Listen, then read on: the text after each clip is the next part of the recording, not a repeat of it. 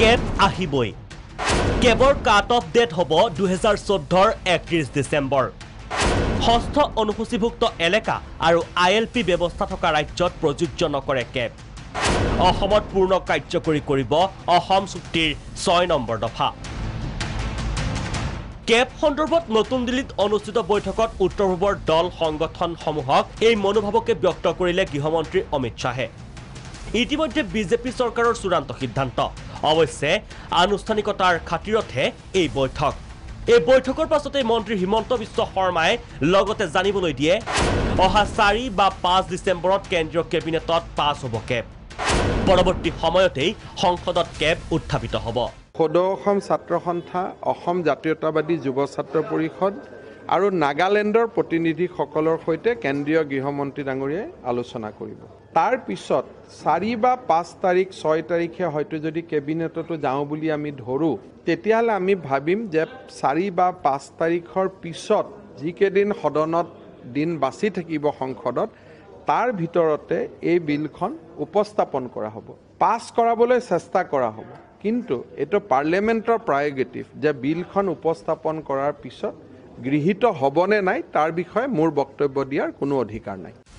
বৈঠকত ভাগ লৈ সাংসদ বিশ্বজিৎ দৈমাৰী আৰু বিজেপিৰ সভাপতি ৰঞ্জিত দাসে লগতে জনালে অমিত শাহে দিছে অসম চুক্তিৰ 6 নং দফাৰ ৰূপায়ণৰ পূৰ্ণ প্ৰতিশ্ৰুতি অসম চুক্তিৰ 6 নম্বৰ দফাটো খুব মানে ধুনীয়াকৈ ইয়াত কলা সংস্কৃতি ভাষাৰ পৰা আৰম্ভ কৰি মাটি বাৰীৰ ক্ষেত্ৰত বা ৰাজনৈতিকভাৱে যিখিনি সুৰক্ষিত মানে হ'ব লাগে সেইটো সাংবিধানিকভাৱে এইটো কৰা 6 নং দফা আখৰে আখৰে পালন কৰি পেলাই যাতে অসমত থকা ভূমিপুত্ৰসকলক এথনিকসকলৰ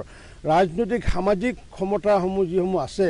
সেইসমূহ যাতে সুৰক্ষিত কৰিব পৰা যায় তাৰ ওপৰত বেছি তেখেতে গুৰুত্ব সকলোতকৈ গুৰুত্বপূৰ্ণ কথা এতিয়া কি হ'ব অগপৰ স্থিতি অগপৰ নেতৃত্বৰ মুখত চালে বেৰে কোবোৱা কথা নতুন ড্ৰাফট কি হ'ব সেই সম্পৰ্কে আমাক কোৱা নাই কৈছে যে আমি অসমৰ স্বাৰ্থত খিলঞ্জীয়াৰ স্বাৰ্থত আঘাত হনা কোনো কাম নকৰোঁ গতিকে আমি যি কৰিবলৈ লৈছোঁ সেয়া ভালৰ কাৰণে কৰিবলৈ লৈছোঁ গতিকে ড্ৰাফটখন দেখাৰ পিছত আমি চাম ড্ৰাফটখন চাই পেলাই যদি দেখোঁ যে ইয়াত অসমীয়াৰ স্বাৰ্থ সেই ড্ৰাফটে আঘাত আনিব তেতিয়াহ'লে আমি বিৰোধিতা কৰিম 31 ডিচেম্বৰ যেটো কাট অফ ইয়াৰ নাই সেই কথাটো সম্পৰ্কে আমাকে কোৱা নাই সেইখিনি আমি ধাৰণাৰ ওপৰত কিয় কথা ক'ম ইয়াৰ বিপৰীতে কেবৰ বিৰুদ্ধে দৃঢ় স্থিতিত AIUDF আৰু আমছু এমেণ্ডমেণ্ট বিল আমি এইটো অপ'জ কৰিছোঁ এই কাৰণে অপ'জ কৰিছোঁ প্ৰথম কথা হ'ল যে এই বিলটো ধৰ্মৰ ওপৰত ভিত্তি কৰি অনা হৈছে ৰিলিজিয়াছৰ ওপৰত অনা হৈছে আমি প্ৰশ্ন সুধিছোঁ আজি মাননীয় হোম মিনিষ্টাৰ চাহাবক যে ৰিলিজিয়াছ পাৰ্চিকিউট যে হৈছে তাৰ প্ৰমাণ কি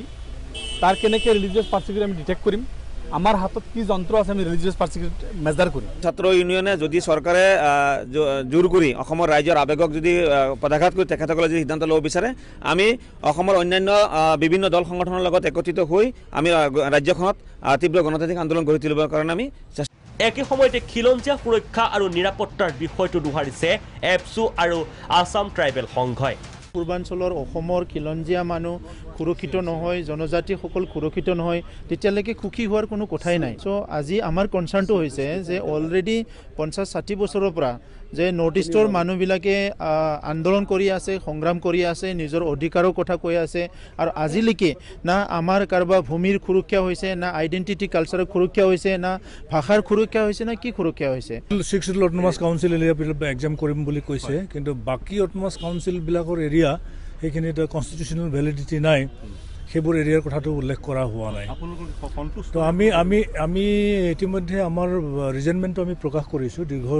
দীৰ্ঘদিন ধৰি আমি এইটো মানে বিলটো অপ'জ কৰি আহিছোঁ আৰু আমাৰ স্থিতি একেই আছে আমি সমৰ্থন কৰাৰ প্ৰশ্ন নুঠে কাৰণ আজি কোৱাই নাই আমি এইবিলাক কথা আমাৰ কথাটো হৈছে কি যে তেখেতসকলে নিজৰ কথাখিনি কৈছে চৰকাৰে আৰু সেই কথাখিনি আমি যেতিয়া লিখিত ৰূপত পাম তেতিয়া আমি আকৌ আমাৰ কৰ্ণধাৰ সভা বহি বা আমাৰ কাৰ্যনিৰ্বাহ বহি পেলাই আমি অসমৰ ৰাজ্যক আৰু অসম চৰকাৰ আৰু কেন্দ্ৰীয় চৰকাৰ জনাই দিম বাকীসকল প্ৰতিনিধি কৈছে যে তেওঁলোকে কৈছে চিটিজেনশ্বিপ এমেণ্ডমেণ্ট বিল আনিবই আৰু আপোনালোকে বিৰোধিতা কৰিছে গতিকে আলোচনা পিছলৈ আলোচনাৰ কথাটো ক'ৰ পৰা আহিলে আমাৰতো কোৱা নাই যে তেখেতসকলে বিলখন অমুক তাৰিখে আনিম বুলি কোৱা নাই কিন্তু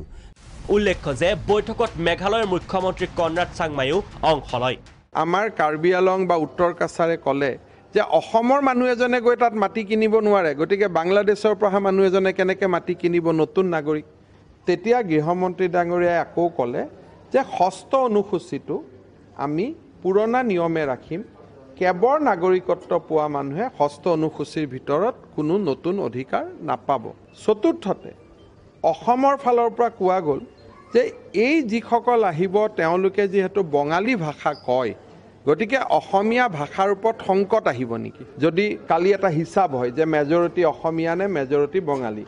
যদি মেজৰিটি বঙালী হয় আমাৰ কি ৰাজ্য ভাষাৰ পৰিৱৰ্তন হৈ যাব নেকি